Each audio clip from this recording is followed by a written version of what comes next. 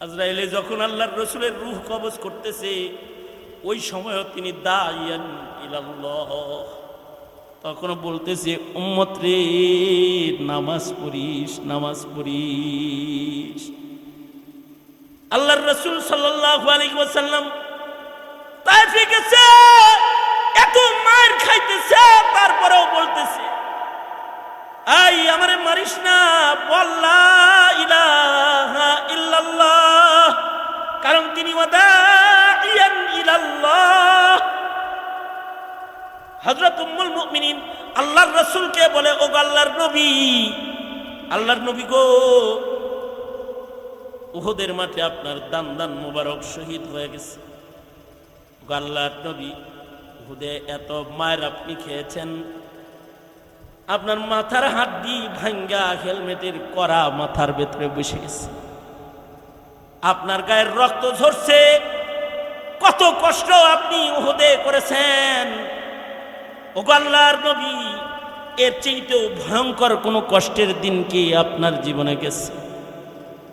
আল্লাহর রাসূল বলে, হ্যাঁ, এর চেয়েতেও ভয়ঙ্কর কষ্টের দিন গেছে।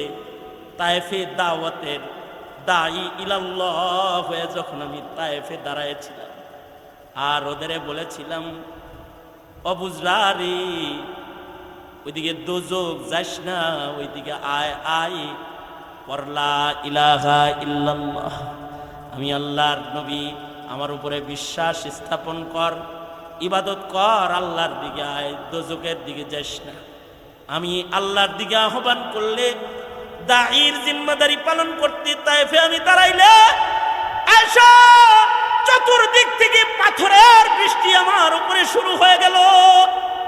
সিরাত লেখি এত জোরে জোরে পাথর মেরেছে যে চামড়া ভেদ করে গুলির মতো পাথরগুলা দেহের ভেতরে বসে বসে গেছে।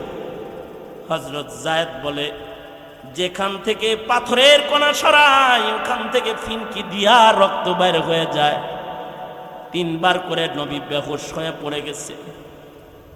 নবী আমার দাঈ ইলাল্লাহ, আল্লাহ তাআলা নবীর রক্ত মাখা বদন দেখা জিবরাইল পাঠায় দিছে, জিবরাইল যাও আমার বন্ধুরে কও, যারা আমার নবীর দাওয়াত মানে না, আমার নবীকে যারা মার দেয়, ওদের জমিনে থাকার অধিকার নাই, বলো না, যাও বলো, যদি অনুমতি দেয় তাহলে আমি 2 পাহাড়ের চিপা দিয়ে করে ধ্বংস করে দেব।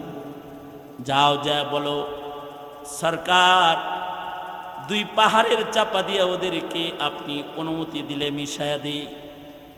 আল্লাহর রাসূল যে দাঈ ইলাল্লাহ, জিবরাইলকে আল্লাহ তাআলা দেখাইতেছে, দেখ আমার বন্ধু ওয়াদাইয়ান ইলাল্লাহ, যা বলতেছে সরকার গো 2 পাহাড় মিশা দেই। রাসূল বলে, না না না জিবরাইল, না, আমি কার কাছে দাওয়াত লয়ে যাবো মিশা দিই? আল্লাহকে বলে, আল্লাহ গো, ওরা তো অবুঝ, ওরা তো বেবুঝ, ওরা চিনে না, তাই আমারে মারছে, ওগরে তুমি হালাক করে দিলে, দাওয়াত লয়ে যাবো কার কাছে? এ কারণেই বন্ধু, নায়েবে নবী যারা তোমাদের কাছে দাওয়াত লয়ে যায়, কখনো তোমরা তাদের আঘাত করো, কখনো তোমরা তাদেরকে জিল্লতি করো, কখনো তোমরা তাদেরকে তিরস্কার করো, কিন্তু তারা এই তিরস্কারের বোঝা মাথায় লইয়া দাওয়াত দিয়ে যাইতেছে। কারণ দাঈ ইলাল্লাহ জিল্লতি হবে, কিন্তু আল্লাহর দিকে ডাকা বন্ধ করবে না। জেল জুলুম জীবন দিবে, কিন্তু আল্লাহর দিকে আহ্বান করা তারা বন্ধ করবে না। আলহামদুলিল্লাহ, আলহামদুলিল্লাহি ওয়া কাফা ওয়া সালামুন আলা ইবাদিহিল্লাযীনা ইসতাফা। আম্মা বা'দু ফাআউযু বিল্লাহি মিনাশ শাইতানির রাজীম। বিসমিল্লাহির রহমানির রহিম। ইন্না আরসালনাকা শাহিদান ওয়া মুবাশশিরান ওয়া নাযীরা وداعيا إلى الله بإذنه وسراجا منيرا. وقال النبي صلى الله عليه وسلم: لا يؤمن أحدكم حتى أكون أحب إليه من والده وولده والناس أجمعين. وقال النبي صلى الله عليه وسلم: من أحب لله وأبغض لله، من أعطى لله ومنع لله، وأحب لله وأبغض لله، فقد استكمل الإيمان، أو كما قال عليه الصلاة والسلام. اللهم صل على محمد وعلى آل محمد كما صليت على إبراهيم وعلى آل إبراهيم إنك حميد مجيد. اللهم بارك على محمد وعلى آل محمد كما باركت على إبراهيم وعلى آل إبراهيم إنك حميد مجيد. আল খিদমা ইসলামী যুব সংঘের উদ্যোগে আয়োজিত মহতী সপ্তম বার্ষিক ইসলামী মহাসম্মেলনের মোহতারাম সভাপতি, উপস্থিত হাজরাত, বুজুর্গ উলামায়ে কেরাম, সম্মুখপানে সমবেত দিন প্রিয়, ইসলাম প্রিয়, দিনদার ইমানদার মুমিন মুসলমান ভাইরা, বুড়া বাবারা, যুবক ভাইয়েরা, পর্দার আড়ালের মা বোনেরা, বিশ্বজগতের মালিক, বিশ্ব প্রতিপালকের বিশ্ব দরবারে কালিমাতুশ শকর যে মহান রব্বুল আলামিন এই প্রচণ্ড গরমের ভেতরে দ্বীনি নসিহতের মাহফিলে ওলামাদের সোহবতে আমাদের আল্লাহ তাআলা আসার বসার তৌফিক দান করেছেন। এজন্যে কালিমাতুশ শকর পড়ি, শুকরিয়া আদায় করি, মহাব্বতে ভক্তি ভরে সমস্বরে আওয়াজ করে সবাই মিলে বলি আলহামদুলিল্লাহ। প্রচণ্ড গরম, লম্বা কথা বলার সুযোগ নেই, সংক্ষেপে কিছু কথা। মানুষ তিন প্রকার। কয় প্রকার বলেন আওয়াজ করে? কয় প্রকার? তিন প্রকার। এক প্রকারের মানুষ হলো এই বসো। এক প্রকারের মানুষ হলো যে মানুষগুলার ভিতরে শয়তানি খাসলাত আছে। এই মানুষগুলা দেখতে মানুষ কিন্তু আসলে শয়তান। এটা এক প্রকারের মানুষ। অর্থাৎ এক প্রকারের মানুষের ভেতরে শয়তানের দোষগুলো বিদ্যমান। তারা দেখতে মানুষ, আসলে কি? জোরে বলেন, আসলে কি? শয়তান। যেমন শয়তানের যা যা ভাল লাগে, কিছু কিছু মানুষ আছে ওদের ওগুলো ভাল লাগে। শয়তানের কিছু পছন্দ আছে, কিছু মানুষ আছে তাদের পছন্দের মিল শয়তানের পছন্দের সাথে আছে না নাই? শয়তান মানুষের ক্ষতি চায়, কিছু কিছু মানুষ আছে মানুষের ক্ষতি কামনা করে। শয়তান মানুষকে দোজখে ফেলতে চায়, কিছু কিছু মানুষ আছে মানুষকে দোজখে ফেলতে চায়, আছে না? এই প্রকারের মানুষগুলো ঘৃণ্য এবং নিকৃষ্ট মানুষ। তারাও মানুষের ঘরে জন্ম হয়েছে, দেখতে তারা ইনসান, আসলে শয়তান।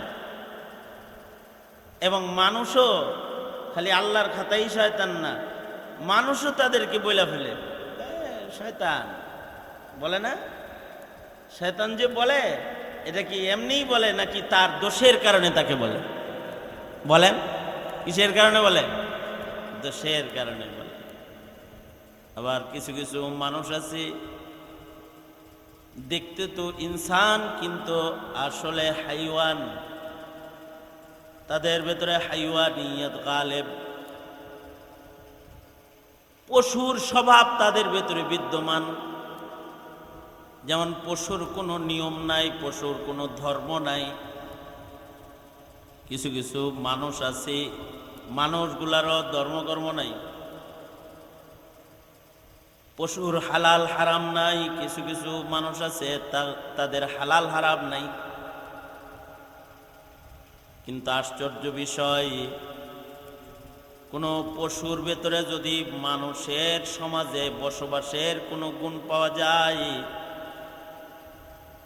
ওইটা পশু হওয়ার পরেও সেই মানুষের ঘরে জায়গা পায়। কারণ তার ভেতরে দেখতে সে পশু হলেও তার ভেতরে মানবিক গুণ বিদ্যমান হয়েছে।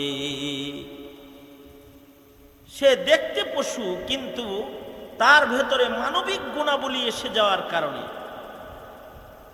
তাকে মানুষ তাদের বিছানায় জায়গা দেয়, মানুষ তাদের ঘরে জায়গা দেয়, মানুষ তাদের গাড়িতে জায়গা দেয়, মানুষ তাদের কাঁধে জায়গা দিয়ে দেয়। আছে না? যেমন উদাহরণস্বরূপ কোনো বিড়ালের ভেতরে যদি গুণ পাওয়া যায়, এই বিড়ালটা হাইওয়ান হলেও ইনসানের বিছানায় জায়গা পাওয়া যায়, ঠিক না? আমি গত শুক্রবারে আমার এক মুসল্লির বাসায় গেছি, যা দেখি তার বিড়ালের শুইবার খাট আছে, বিড়ালের বাথরুম আছে, বিড়াল বড় যতন করে কোলে লয়, বিড়ালটা ভদ্র, বিড়ালটা মনিবের সাথে সুন্দর আচরণকারী। তা আমি বললাম, এই বিড়ালের এত যত্ন, এত আদর করতেছেন? কয় এটা আদর বড় উপযুক্ত। সে নিজেই বলে যে এই বিড়ালের ভেতরে এমন কিছু গুণ আছে যে গুণের কারণে সে আসলে বিড়াল হলেও সে আদরের উপযুক্ত। আমি বললাম কি কি গুণ আছে? কয় সে পরিষ্কার পরিচ্ছন্ন, নোংরা না, সে জিনিসপত্র নষ্ট করে না, ডাইনিং টেবিল ভর্তি খাবার থাকবে কিন্তু সে মুখ লাগাবে না, তাকে প্রশিক্ষণ দেয়া আছে, সে খাবারের টেবিলের ধারে কাছে যাবে না, যত্র তত্র সে পেশাব পায়খানা করবে না, যাকে তাকে সে সবল দিবে না, খামসা খুমসা দিব না। বাচ্চা আছে ঘরের ভেতরে, ওরে যদি যাইতাও ধরে ও কাঁদবে কিন্তু ও আর একটা বাচ্চাকে সবল দিবে না। গুণের কারণে তোর ওর এত দাম। বললাম কিরকম দাম? কত দিয়ে কিনছেন? কয় এখন তো দাম বেশি, ছোট যখন ছিল তখনই ছিল 50,000। ওর পিছনে খরচ কেমন আছে? কয় ওর পেছনে প্রতি মাসে মিনিমাম 6,000 টাকা খরচ আছে, 6,000 টাকা খরচ করতেছে। কারণ কি? কারণ হলো ও খেলাধুলা করে আমাদের সাথে, আমরা যা বলি শোনে, ওর ভেতরে মানবিক গুণ আছে। আপনার মন খারাপ দেখলে ও কাছে এসে ওর লেজ দিয়া আপনার পায়ে গোতাইতে থাকবে আর আপনারা আদর করতে থাকবে, আপনাকে খুশি করে দিবে। এমন একটা কাণ্ড কারখানা এখানে ঘটায় ফেলবে যে আপনার মন খারাপ হালত আপনাকে হাসায় দিবে। খেলাধুলা জানে, ও ফুর্তি করা জানে, আনন্দ জানে। আর কি গুণ? যেখানে সেখানে পেশাব করবে না, পায়খানা করবে না, আমাকে দেখাইলো, এই যে দেখেন এই যে একটা ট্রে আছে, ট্রের ভেতরে দেখে কি মনে হইতেছে? আমি বললাম এটা মনে হইতেছে যে ঘর সাজায় রাখছেন, এটা একটা ডেকোরেশন। না, এটা কোনো ডেকোরেশন না, এটা হলো ওর বাথরুম। ওর যখন পেশাব আসে ও এই জায়গায় বসে পেশাব করে, ওর বাথরুম আসলে এখানে ও বাথরুম করে। আবার এই জায়গায় পেশাব পায়খানা করে এমন ভাবে ঢেকে রেখে যাবে যে টের পাওয়া যাবে না যে এখানে কেউ বাথরুম করছে। নিজের বাথরুম, নিজের টয়লেট নিজেই ঢেকে দিতেছে। আবার ভদ্রতা। আপনারা যদি ঘরে না থাকেন, কাউকে খাবার দিয়ে যাব, ওর নির্ধারিত খাবার আছে, ও খাবে, অন্য কিছু নষ্ট করবে না, ঘরে থাকবে, 24 ঘন্টা একাই থাকতে পারবে, খেলবে, একা একাই খেলবে, বল আছে, এটা আছে, এগুলো নিয়ে খেলাধুলা করবে। যদি আপনারা 5 দিনের জন্য যান, তখন ও আমাদের গাড়িতে আমাদের আগে যায় বসে থাকবে। আমাদের ভাব দেখলেও বুঝে আমরা 5 দিনের জন্য বাড়ি যাইতেছি, ও আগেই যায় সিট দখল করে বসে থাকে, ড্রাইভারের সাথেও খাতির আছে। আর ওর প্রয়োজনীয় খাবার, ওর প্রয়োজনীয় শোয়ার জায়গাগুলো গাড়ির পেছনে আমরা তুলে নিয়ে যাই, ও আমাদের সাথে বেড়াইতে থাকে, ঘুরতে থাকে। ওর ভেতরে কিছু মানবিক গুণ থাকার কারণে ও মানুষের সাথে বসবাসের মতো উপযুক্ত হয়েছে। আসলে সে কিন্তু মানুষ নয়, কিন্তু মানুষের ঘরে সে মানবিক গুণের কারণে জায়গা পায়।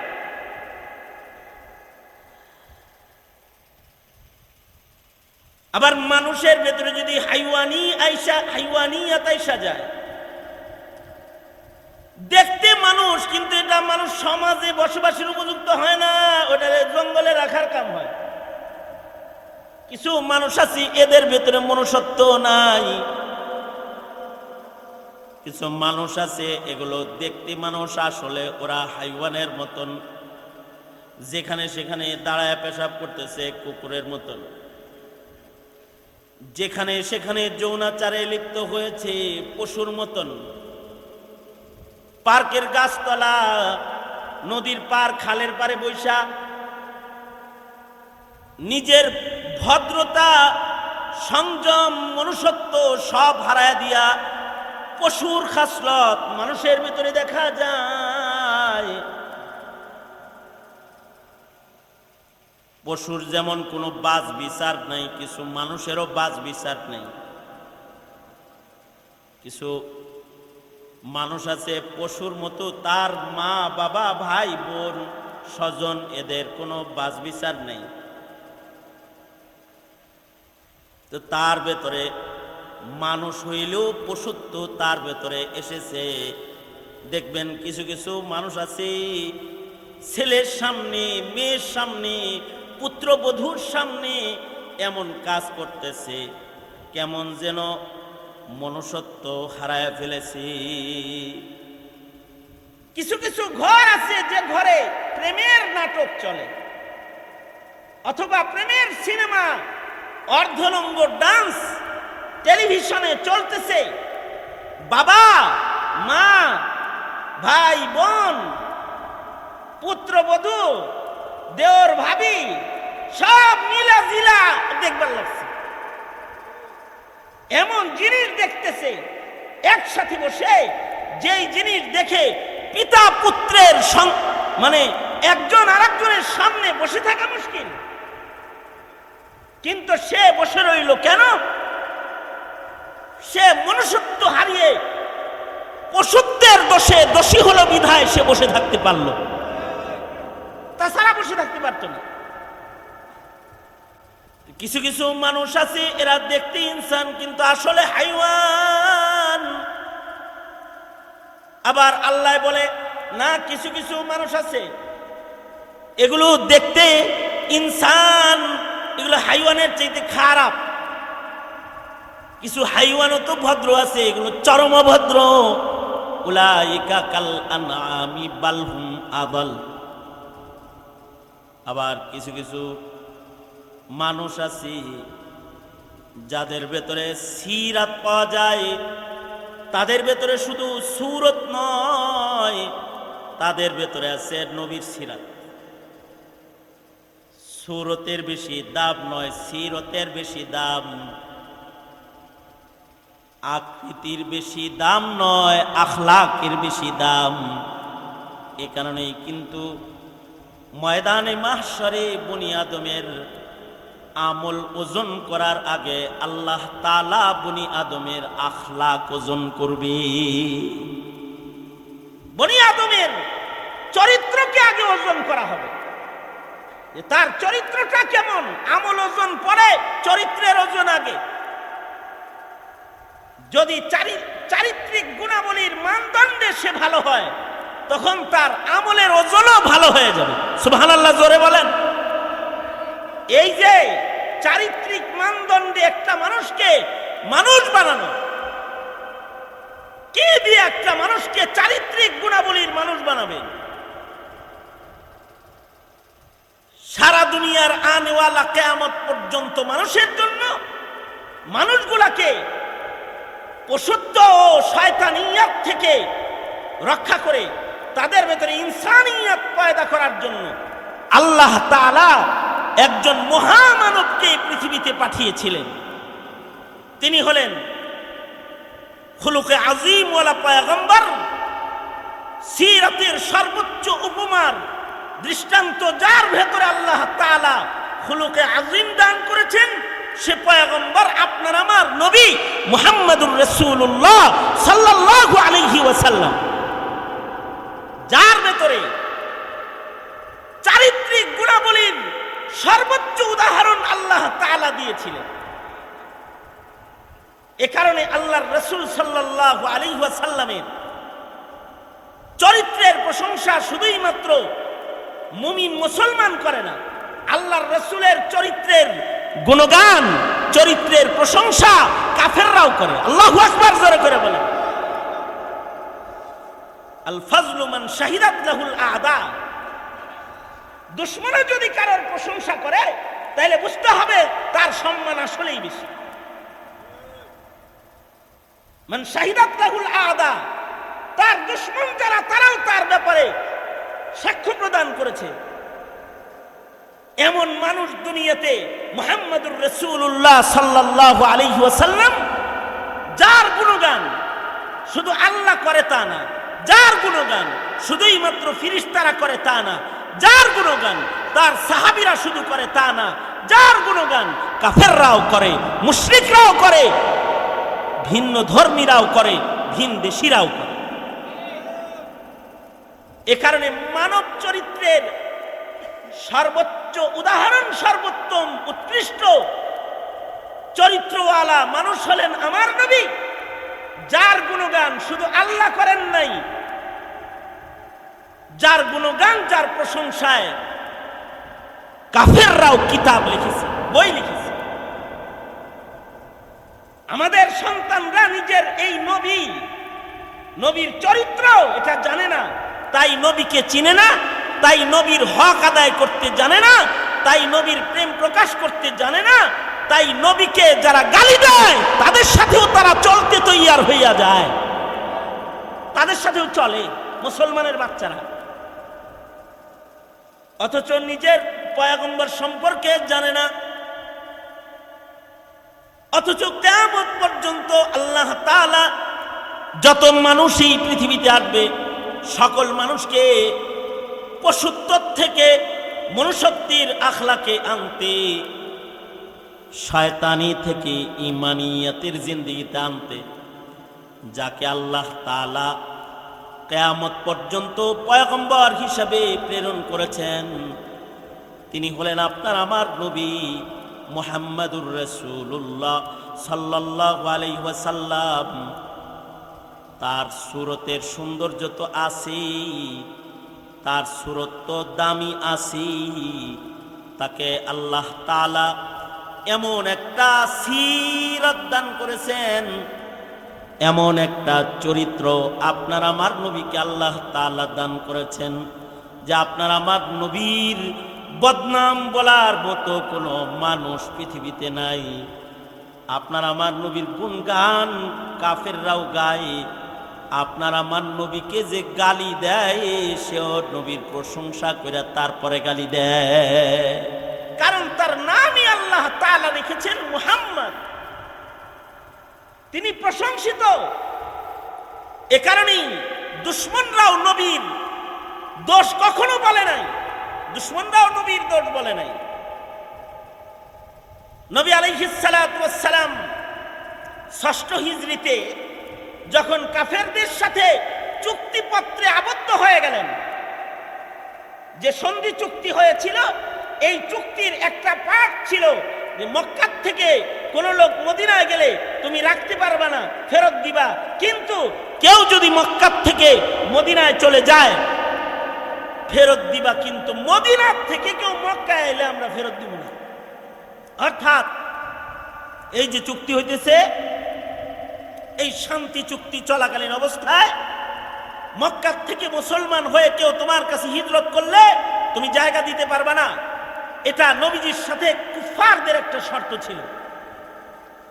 আল্লাহর রাসূল সাল্লাল্লাহু আলাইহি ওয়াসাল্লাম তো কাফেরদের সাথেও কখনো ওয়াদা খেলাফি করেন না।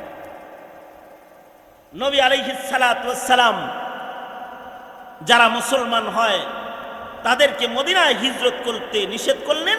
দুই একজন যারা চলেও গেল তাদেরকে আল্লাহর রাসূল নিজে ফেরত দিয়ে দিলেন।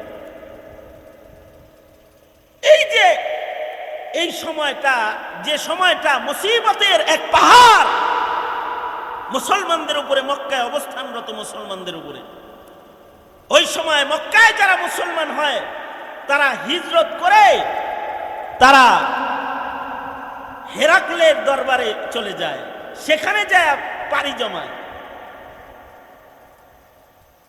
হিজরত করে বাদশাহ হেরাকলের আওতাধীন তারা শান্তির জিন্দেগি যাপন করে। এর ভিতরে উম্মে হাবিবা রাদিয়াল্লাহু আনহা, আবু সুফিয়ানের মেয়ে, আমাদের নবী আলাইহিস সালাতু ওয়াস সালামের বিবি উম্মুল মুমিনিন, তিনিও হিজরত করে স্বামী সহ চলে গেছেন গা হেরাকলের ছত্রছায়া। মুসলমানরা যখন জায়গা লয় হেরাকলের ওখানে, তো আবু সুফিয়ান হেরাকল যেন মক্কার কোন মুসলিমকে জায়গা না দেয়, এইটা মানা করার জন্য সে চলে গেল বাদশার দরবারে। বাদশার কাছে যায় বলে, বাদশাহ, আমাদের মক্কায় একজন ভয়ঙ্কর মানুষের আগমন ঘটেছে, যার কারণে ভাই ভাইয়ে অমিল হয়, যার কারণে ঘর ভাঙ্গা যায়, যার কারণে সংসার ভাঙ্গা যায়। যে নিজেকে নবী দাবি করে ওই রকম একজন মানুষের অনুসারীরা আপনার রাজ্যে এসে জায়গা পায়। আপনার কাছে অনুরোধ, আপনি কাউকে জায়গা দিবেন না। হেরাক বলে, আগে তো আমার জানতে হবে যে তিনি যে নবী দাবি করে আসলে কি দাবিদার নবী নাকি তিনি আসলেই নবী, এটা আগে আমার জানা দরকার। তিনি যদি আসলেই নবী হয়ে থাকেন তবে আমার রাজ্যে কেউ আসলে সত্য পয়গম্বরের কোনো সাহাবী, কোনো অনুসারীকে আমি নিরাপত্তা না দিয়ে তো তাকে বের করে দিতে পারি না। সুতরাং তার ব্যাপারে তোমার কাছে আমার কিছু জানার আছে। সে যে সকল প্রশ্নগুলো করেছে আবু সুফিয়ানকে, আবু সুফিয়ান রাদিয়াল্লাহু আনহু তখনো পর্যন্ত মুসলমান হন নাই, তিনি তখনো মুসলমান হন নাই, কিন্তু ওনাকে প্রশ্ন করতেছে বাদশাহ হেরাকল নিজে। হেরাকল বলে, এই আবু সুফিয়ান, তোমার কাছে আমার প্রশ্ন, তুমি যে এই লোকটার ব্যাপারে নালিশ দিতে এসেছ, এই লোকটার ব্যাপারে আমার কিছু জানার বিষয় আছে। তুমি বললা সে ঝগড়া লাগায়, বিবাদ লাগায়, ঘর ভেঙে দেয়, তাইলে আমি তার সম্পর্কে তোমার কাছে কিছু জানতে চাই। সেটা হলো, সে কি কখনো মিথ্যা কথা বলে? সে মিথ্যা কথা বলে কিনা এটা বলে। আবু সুফিয়ান বলে, মুসলমান হওয়ার পরে হযরত আবু সুফিয়ান বলতেছেন, মুখের আগায় পড়ছিল যে বলে। কিন্তু আমি যদি মুহাম্মাদের ব্যাপারে এই মিথ্যার সাক্ষীটা দিই, আমার সাথে আশেপাশে যারা মুহাম্মাদুর রাসূলুল্লাহ সাল্লাল্লাহু আলাইহি ওয়াসাল্লামকে চেনে, তারা আমি আবু সুফিয়ান রে মিথ্যুক বলে গাল দিবি। শেষ বেলায় দুশ্মনী যাই থাক, কিন্তু মুহাম্মাদুর রাসূলুল্লাহর সিরাত আমি বলতে বাধ্য হয়ে গেলাম। আমি হেরাক্লের দরবারে যা বললাম, লোকটার সাথে আমাদের রাজনৈতিক গন্ডগোল আছে বটে, কিন্তু এই লোকটা এমন একটা মানুষ, জন্মের পর থেকে আজ পর্যন্ত তার মুখে জমিনের কোনো মানুষ কোনোদিন মিথ্যা কথা শোনে নাই। আল ফাজলু মান শাহিদাত লাহুল আদা, দুশমনেও বলতেছে মিথ্যা কথা বলে নাই। এ কারণেই আল্লাহ তাআলা নিজের নবীর শান বলতে গিয়ে বলে, এই আমার নবীকে তোমরা চেনো না?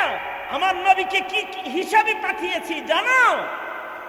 নবীকেও বলতেছে আল্লাহ তাআলা, ওগো নবী, ইয়া আইয়ুহান নবী ইন্না আরসালনাকা শাহিদান, ওগো বন্ধু, ওগো আমার পেয়ারা পয়গম্বর, আপনাকে কিন্তু আমি সাক্ষী বানায় প্রেরণ করেছি।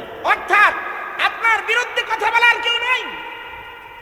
আপনাকে আমি ইন্নাকা লাআলা খুলুকিন আযীম, আপনাকে আমি সর্বোত্তম চরিত্র মাধুরী দান করেছি, মনুষ্যত্বের সর্বোচ্চ উপমা আপনাকে আমি বানিয়েছি। কেউ আপনার ব্যাপারে কুকথা বলবে এমন তো জমিনের উপরে কেউ নাই। আল্লাহু আকবার কাবীরা। নবী আলাইহিস সালামের আখলাক এটা, এটারে বলে মনুষ্যত্ব। আল্লাহর রাসূল সাল্লাল্লাহু আলাইহি ওয়াসাল্লামের পক্ষে শুধুই মাত্র কাফের মুশরিকরা সাক্ষী দিচ্ছে তা নয়, আল্লাহর রাসূলের সাক্ষী তো ফেরেশতাও দেয়, আল্লাহর রাসূলের সাক্ষী তো জিনেরাও দেয়, আল্লাহর রাসূলের সাক্ষী তো পাহাড় পর্বত লতা পাতা তারাও নবীর সাক্ষী দেয়। পাহাড় নবীকে চেনে, নবীর ব্যাপারে সাক্ষী দেয়। হাজার হাজার নবীকে চিনে সাক্ষ্য দেয়। জামাদাত নাবাতাত নবীকে চিনে সাক্ষ্য দেয়। প্রাণী কুল, উট, ভেড়া, ছাগলরাও নবীকে চিনে সাক্ষী দেয়। আল্লাহর রাসূল সাল্লাল্লাহু আলাইহি ওয়াসাল্লাম দুধ শূন্য ছাগলের স্তনে হাত লাগাইছেন, তো ছাগলের স্তনে দুধ এসে গেছে। আল্লাহর রাসূল যে গাধার পরে সওয়ার হয়ে চলতেন, এই গাধাও নবীজির সাক্ষ্য দিত, নবীজিকে চিনত। নবীজির ওফাতের পরে এই গাধাটা পাগল হয়ে গেছে।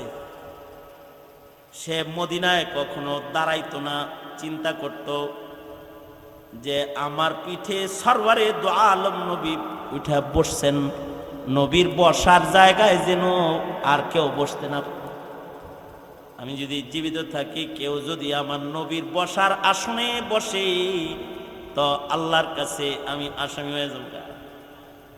নবীকে এমন চিনা চিন্ত যে জালালউদ্দিন সুয়ুতি রহমাতুল্লাহ আলাইহি লিখেছেন, এই গাধাটাও আল্লাহর রাসূলকে এমন চিনা চিনি, শেষ পর্যন্ত না খেয়ে ঘুরতে ঘুরতে ঘুরতে ঘুরতে হাঁটতে হাঁটতে একদিন এক কুয়ায় পড়ে সে ইন্তেকালি করেছে পানি পান করতে গিয়ে। কিন্তু সে নিজের পিঠের উপরে সরওয়ারে দু আলম নবীর চেয়ারে আসনে আর কাউকে বসতে দেয় নাই। গাধায় নবীর চেয়ারে কাউকে বসতে দিল না। আর মুসলমানের বাচ্চা, মুসলমানের ঘরে জন্মায়া মির্জা কাদিয়ানীকে নবীর নবুয়তের চেয়ার দিয়া দেয়। কখন দেয়? না চিনে যখন তখন দেয়। যখন চিনতে পায় না, যখন চিনতে পায় না তখন দেয়। কারণ সে তার রাসূলকে চিনে না, নবীকে সে বুঝে না, নবীকে সে চিনে না। মনুষ্যত্ব পাবে কোথায়? চিনেছে তো ডারউইনকে, চিনেছে নাস্তিকবাদকে, চিনেছে ইহুদ নাসারাদেরকে। মুহাম্মাদুর রাসূলুল্লাহ সাল্লাল্লাহু আলাইহি ওয়াসাল্লামকে চিনে নাই। তাই নবীকে নকল করে ইনসানিয়তের গুণ অর্জন করতে পারে নাই। জন্মাইছে মুসলিম হিসাবে, মরছে হাইওয়ান অথবা শয়তান হিসাবে। এ কারণে হার হার মুসলমানকে ওয়াজ করতে হয়, নসিহত করতে হয়, ইনসানিয়ত শিক্ষা দিতে হয় আমাদের। কেন? উম্মতকে রাসূল চিনাইতে হয় যে, কারণ রাসূল না চিনলে তো আপনার আমার গতি নাই। মরার সাথে সাথে প্রশ্ন করা হবে মান নাবিয়ুকা। কবরে যখন আপনারা আমারে ডাকবে, মৃত্যুর পরে যখন কবরে নামাইবে, তো কবরে 3 প্রশ্ন করবে। 1 নাম্বার প্রশ্ন করবে তোর রবকে বল, মান রব্বুকা। বলতে হবে আমার মুখে তখন আমার রব আল্লাহ। প্রশ্ন করবে মা দীনুকা, তোর ধর্মের নাম কি কহ। তখন যদি ইসলাম না চিনো মুখে বলতে পারবে না আমার ধর্ম ইসলাম। ওখানে যায় আওয়ামী লীগ বিএনপি আর জাতীয় পার্টির দলের পরিচয় দিলে কবরের ডান্ডা বন্ধ হবে না, কবরের আযাব বন্ধ হবে না। সেদিন তোমাকে বলতে হবে আমার ধর্ম দ্বীনি ইসলাম। তুমি যদি ইসলামকে নাই চিনো তো তুমি কিভাবে বলবে যে তোমার ধর্ম ইসলাম? তোমাকে প্রশ্ন করা হবে মান নাবিয়ুকা, তোমার নবীকে। তুমি মুসলিম হয়ে নিজের নবী চেনো নাই, নেতা চিনছ, দল চিনছ, নবী চেনো নাই, ধর্ম চেনো নাই। বলো হে মুসলিম ভাই, কেমনে তুমি বলবে আমার নবী মুহাম্মাদুর রাসূলুল্লাহ? কিভাবে বলবে তুমি? এ কারণে আল্লাহ তাআলা নবীকে চিনাইছেন, বান্দারা তোমরা আমার রাসূলকে চেনো। ইন্না আরসালনাকা শাহিদাও ওয়া মুবাশশিরাও ওয়া নাযীরা। ইন্না আরসালনাকা শাহিদাও ওয়া মুবাশশিরাও ওয়া নাযীরা ওয়া দাঈয়ান ইলাল্লাহ ওয়াদাইয়ান ইলাল্লাহি বিইذনিহি ওয়াসিরাজাম মুনীরা। আমার নবীর কিছু সিফাত বলতেছি আমি। আমার নবী শাহিদ, আমার নবী সাক্ষী। নবীর সাক্ষী হাইওয়ান জানোয়ারে দেয়, নবীর সাক্ষী উটে দেয়। জাহেদ কাউসারি বলে উট রাসূলকে চিনে, সহিহ হাদিস। আল্লাহর রাসূলের কাছে এসে উট বিচার দেয়। পাখি রাসূলকে চিনে, পাখি কবুতর নবীজিকে পাহারা দেয়।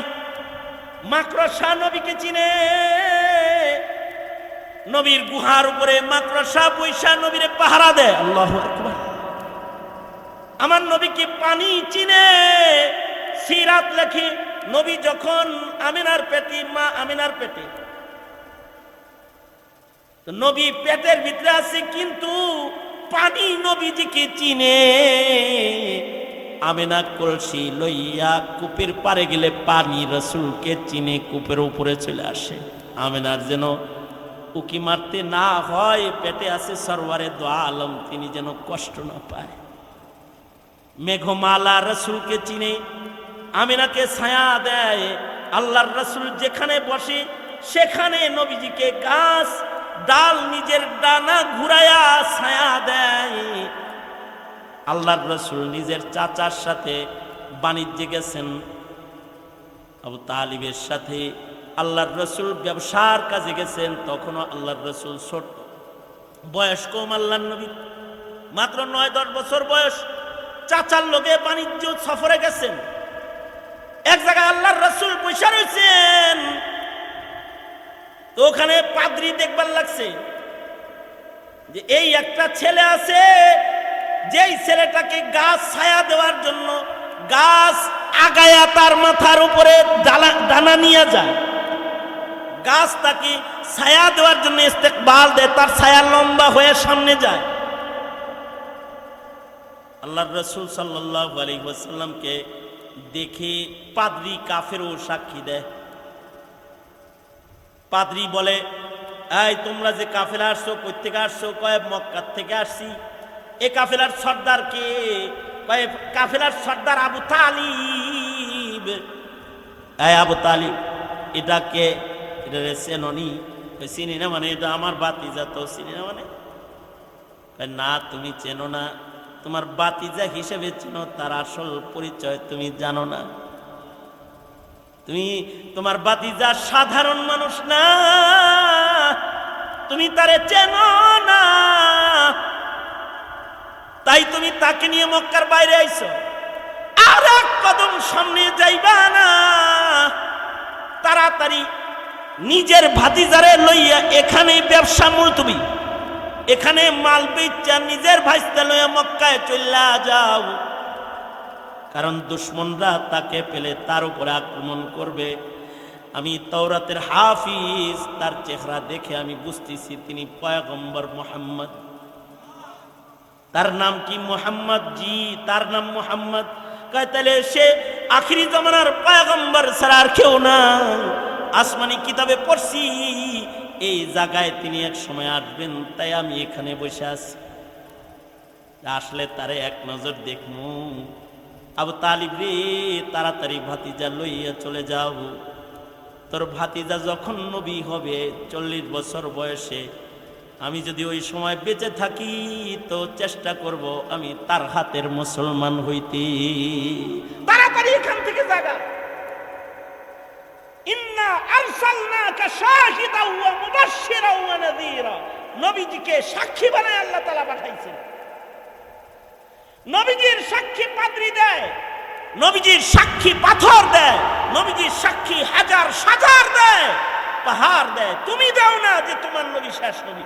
তুমি কাদিয়ানীর সাথে কথা বলতে পারো না, তুমি কাদিয়ানীর প্রতিরোধ করতে পারো না, তুমি তোমার নবীর নবুয়তকে তুলে ধরতে পারো না। কিভাবে কাউসার কামনা করো আর কিভাবেই তুমি শাফাআতের কামনা করতে পারো যে তোমাকে মুহাম্মদুর রাসূলুল্লাহ সাল্লাল্লাহু আলাইহি ওয়াসাল্লাম শাফাআত করবে আর কবরে তুমি গিয়ে রাসূলকে চিনবে? এ কারণে রাসূল চিনো ভাই, রাসূল চিনো। নবীকে যত চিনবা তত নবীর হক আদায় করতে পারবা।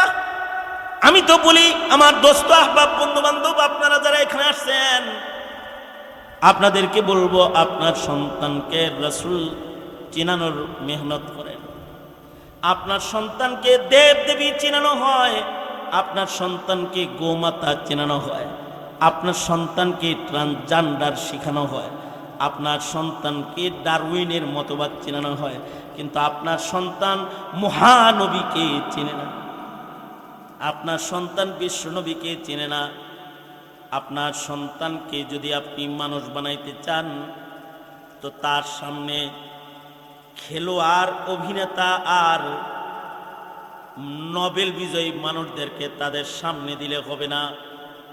তাদের সামনে, সন্তানদের সামনে তাকে তুলে ধরতে হবে যার অনুকরণ করলে সে হবে আল্লাহর পছন্দের জান্নাতি মানুষ, যার অনুসরণ করলে হাইওয়ানিয়াত দূর হবে, যার অনুসরণ করলে শয়তানিয়াত দূর হয়ে তার ভেতরে ইনসানিয়াত আসবে। এই ইনসানিয়াতের প্রশিক্ষণ দেওয়ার জন্য দরকার উম্মতের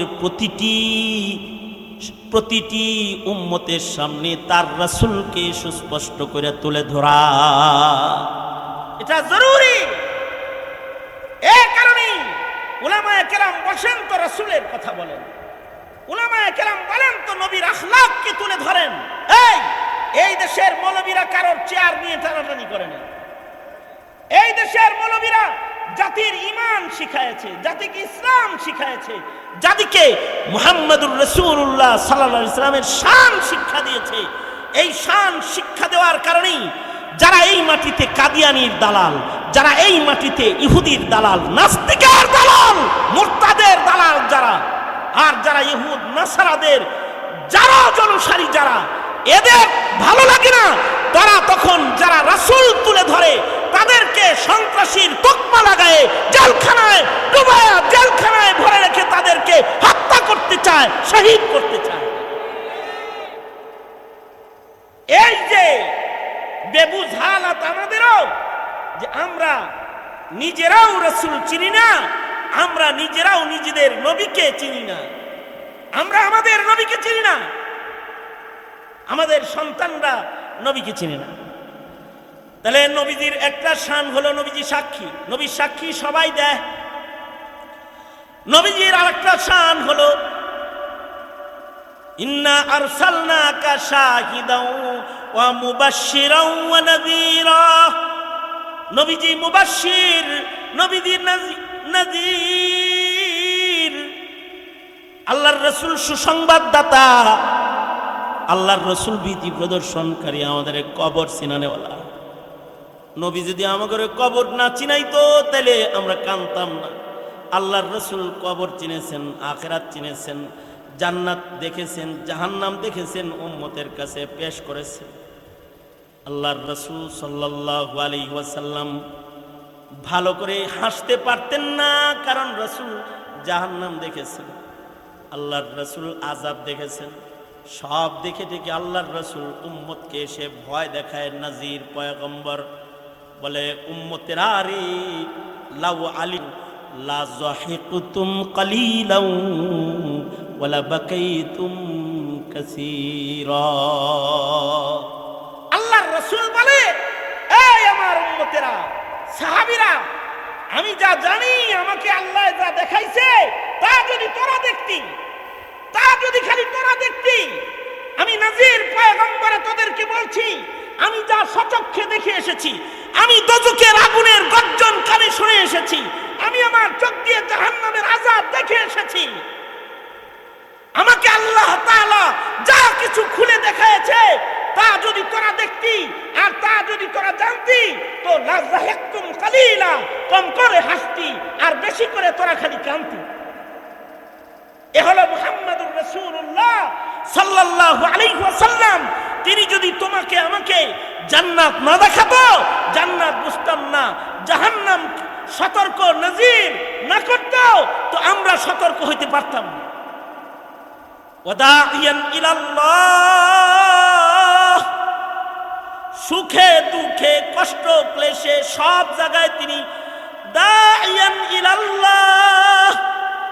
আর তুমি আমি হইলো নিজে বাঁচলে বাপের নাম, আমি বাচ্চা লই তারপরে বাবার নাম, আমি নিজেই বাঁচি না তো আর একজনের বাঁচানো করতে।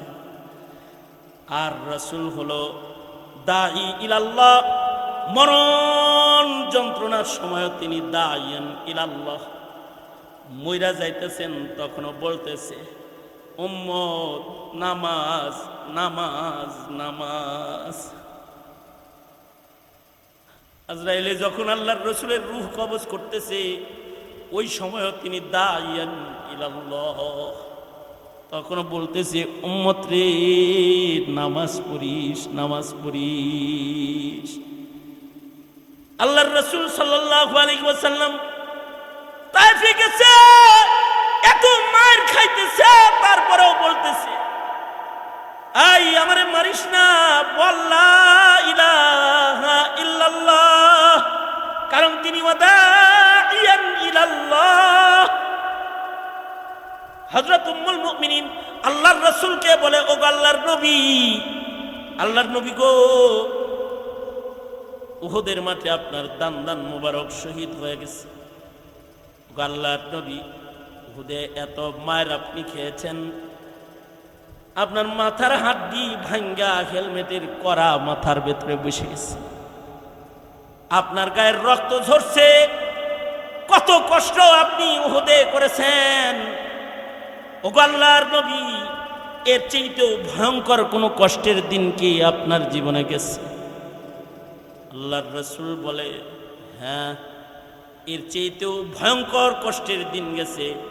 তায়েফে দাওয়াতের দাঈ ইলাল্লাহ হয়ে যখন আমি তায়েফে দাঁড়াইছিলাম, আর ওদের বলেছিলাম, অবুজরা রে, ওইদিকে দোজখ যাস না, ওইদিকে আয় আয়, লা ইলাহা ইল্লাল্লাহ, আমি আল্লাহর নবী, আমার উপরে বিশ্বাস স্থাপন কর, ইবাদত কর, আল্লাহর দিকে আয়, দোজখের দিকে যাস না।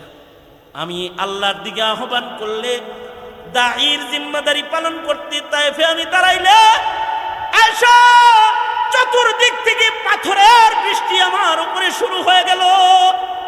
সিরাত লেখি, এত জোরে জোরে পাথর মেরেছে যে চামড়া ভেদ করে গুলির মতো পাথরগুলা দেহের ভেতরে বসে বসে গেছে। হযরত যায়েদ বলে, যেখান থেকে পাথরের কণা সরায় ওখান থেকে ফিনকি দিয়া রক্ত বের হয়ে যায়। 3 বার করে নবী বেহুশ হয়ে পড়ে গেছে। নবী আমার দাঈ ইলাল্লাহ, আল্লাহ তাআলা নবীর রক্ত মাখা বদন দেখা জিবরাইল পাঠায় দিছে। জিবরাইল যাও আমার বন্ধুরে কও, যারা আমার নবীর দাওয়াত মানে না, আমার নবীকে যারা মার দেয়, ওদের জমিনে থাকার অধিকার নাই। বলো না, যাও বলো, যদি অনুমতি দেয় তাহলে আমি 2 পাহাড়ের চিপা দিয়ে করে ধ্বংস করে দেব। যাও যা বলো, সরকার 2 পাহাড়ের চাপা দিয়ে ওদেরকে আপনি অনুমতি দিলে মিশায়া দিই। আল্লাহর রাসূল যে দাঈ ইলাল্লাহ, জিবরাইলকে আল্লাহ তাআলা দেখাইতেছে, দেখ আমার বন্ধু ওয়াদাইয়ান ইলাল্লাহ, যা বলতেছে সরকার গো 2 পাহাড় মিশা দেই। রাসূল বলে, না না না জিবরাইল না, আমি কার কাছে দাওয়াত লয়ে যাবো মিশা দিই? আল্লাহকে বলে, আল্লাহ গো ওরা তো অবুঝ, ওরা তো বেবুঝ, ওরা চিনে না, তাই আমারে মারছে। ও করে তুমি হালাক করে দিলে, দাওয়াত লয়ে যাবো কার কাছে? এ কারণেই বন্ধু, নায়েবে নবী যারা তোমাদের কাছে দাওয়াত লয়ে যায়, কখনো তোমরা তাদের আঘাত করো, কখনো তোমরা তাদেরকে জিল্লতি করো, কখনো তোমরা তাদেরকে তিরস্কার করো, কিন্তু তারা এই তিরস্কারের বোঝা মাথায় লইয়া দাওয়াত দিয়ে যাইতেছে। কারণ দাঈ ইলাল্লাহ জিল্লতি হবে, কিন্তু আল্লাহর দিকে ডাকা বন্ধ করবে না। জেল জুলুম জীবন দিবে, কিন্তু আল্লাহর দিকে আহ্বান করা তারা বন্ধ করবে না। এ কারণে বাতিল গোষ্ঠী স্বপ্ন দেখে লাভ নাই যে জেল দিয়া রশিতে ঝুলাইয়া দাওয়াত বন্ধ করে দিবা। হবে না, হবে না, বন্ধ হবে না। ওয়াদাইয়ান ইলাল্লাহ। আর আল্লাহর রাসূলের শান হলো, আল্লাহর রাসূল সিরাজুম মুনীর, আল্লাহর রাসূল বাতি, আলোকিত বাতির মতন আলো বিতরণ করবে কিয়ামত পর্যন্ত। সারা দুনিয়ার জন্য আলো বিতরণের জন্য বাতি করে আল্লাহ তাআলা তার হাবিবকে জমিনে পাঠিয়েছেন। দিয়েছো কি তুমি তোমার সন্তানকে তোমার নবীর পরিচয়? তুমি পরিচয় দাওনি বিধায় তোমার সন্তান হক জানে না, নবীর হক বুঝে না। নবীর কি হক? নবীর হক হলো নবীর উপরে বিশ্বাস, তাসদীক বির রাসূল বিজামি কামালাতিহি। নবীর হক, নবীর হক হলো ইত্তিবায়ে রাসূল, ইত্তিবাউন নবী। নবীর হার কামালকে, কাজকে, আমলকে নকল করে নবীর হক আদায় করবে। নবীর হক হলো হুব্বুন নবী, লা ইউমিনু আহাদুকুম হাত্তা আকুনা আহাব্বা ইলাইহি মিন ওয়ালিদিহি ওয়া ওয়ালাদিহি ওয়ান নাসি আজমাইন। পৃথিবীর সর্বোচ্চ ভালোবাসাটা রাসূলকে দিয়ে দিতে হবে। নবীর হক, নবীর হক হলো নবীর নাম উচ্চারিত হবে আর জবানে উচ্চারিত হবে সাল্লাল্লাহু আলাইহি ওয়াসাল্লাম, সাল্লাল্লাহু আলাইহি ওয়াসাল্লাম। নবীর হক কই? আমরা তো এই হকগুলো আদায় করি না। আমাদের সন্তানরাও যে হক আদায় করে না, কারণ হলো আমার সন্তান, আপনার সন্তান নবী চিনে না, রাসূল চিনে না। সুতরাং ভাই ও দোস্ত বুজুর্গ, সবক তো আজকে এটাই, যদি ইনসানিয়াত, মনুষ্যত্ববোধ যদি আমি আমার প্রজন্মের ভেতরে সেট করতে চাই, আর হাইওয়ানিয়াত আর শয়তানিয়াত দূর করা যদি মানুষ রূপী মানুষ হিসাবে আল্লাহর কাছে তাকে আব্দ আর গোলাম হিসাবে পেশ করতে চাই, তো সিরাতুন নবী জানা মানার কোনো বিকল্প নাই। এজন্য প্রত্যেক ঘরে ঘরে নবীর সিরাতের তালিম চালু করব ইনশাআল্লাহ। বলেন, এটাই আজকে আমার ওয়াজ। ঘরে ঘরে নবীর সিরাতের তালিম করব, কারণ আমাদের শিক্ষাঙ্গনে সিরাত এখন নাই। ঘরে ঘরে নবীর সিরাতের তালিম করব, ঘরে ঘরে সিরাতুন নবী মাহফিল, রাসূলকে তুলে ধরব। উম্মত রোনালদো চিনে, মেসি চিনে, কাকা চিনে, ম্যারাডোনা চিনে, মোহাম্মদ আলী ক্লে চিনে, কিন্তু মোহাম্মদুর রাসূলুল্লাহ চিনে না। এই যে পরিচয়হীনতার সবলে ঈমান নষ্ট হইতেছে, এই ঘাটতিটা আমরা দূর করব ইনশাআল্লাহ। বলেন কারা কারা আজ থেকে এই মেহনত চালু করলেন? ইনশাআল্লাহ। আল্লাহ সবাইকে কবুল করুন, জোরে বলেন আমিন। আজকে গরম যেভাবে পড়ছে 40-42 ডিগ্রি, এর ভেতরে যে আপনারা এভাবে বসছেন, শুকর আদায় করি যে নাদানের সামনে আপনারা আইছেন। আল্লাহ তাআলা আপনাদের এই কোরবানির পুরস্কার জাযা আপনাদেরকে দান করুন। আর যে যুবকগুলা এই গরমের ভেতরে এই আয়োজন করেছে, আল্লাহ এইটা পছন্দ করে একটু রহমতের বৃষ্টি দান করুক আল্লাহ তাআলা। আল্লাহ তাআলা আমাদেরকে মায়া ভালোবাসা দান করুন। তা আমার আলোচনার খোলাসা ছিল পরিপূর্ণ ইমানদার বানাতে নবী চিনাই, নবীর হক আদায় করেন ইনশাআল্লাহ। বলেন আল্লাহ কবুল করেন।